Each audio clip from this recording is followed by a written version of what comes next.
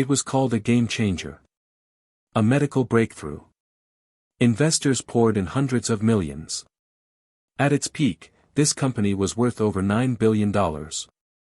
Then, it vanished overnight. In 2003, a 19-year-old Stanford dropout named Elizabeth Holmes founded Theranos. Her mission, to revolutionize blood testing.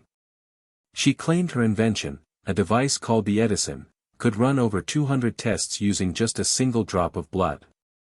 It was fast. Painless. Cheap.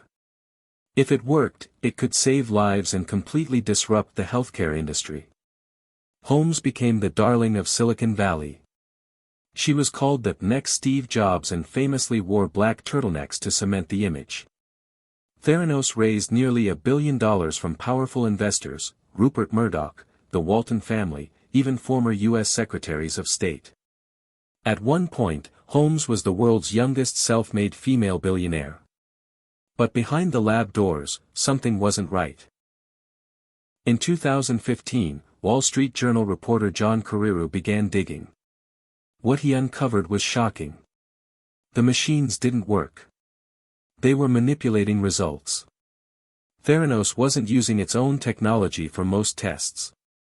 Instead, they used commercially available machines while pretending it was their invention doing the work. Employees were threatened, data was falsified, and patients received inaccurate test results. Once the story broke, the collapse was swift.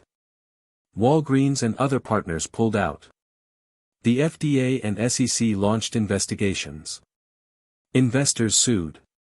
In 2018, Holmes and former COO Sunny Balwani were indicted for fraud. Theranos, once worth $9 billion, was now worth nothing. In 2022, Elizabeth Holmes was found guilty on multiple counts of fraud and sentenced to over 11 years in prison. Balwani was sentenced shortly after. Theranos became a case study in startup deception, a warning about the dangers of hype over substance, and what happens when no one asks the hard questions. Theranos wasn't just a failed startup. Real people were affected. Misdiagnoses, false hope, and a broken trust in health innovation. The billion-dollar invention that disappeared overnight didn't just vanish, it exploded, taking credibility and lives down with it. In the end, the Theranos story isn't just about Elizabeth Holmes.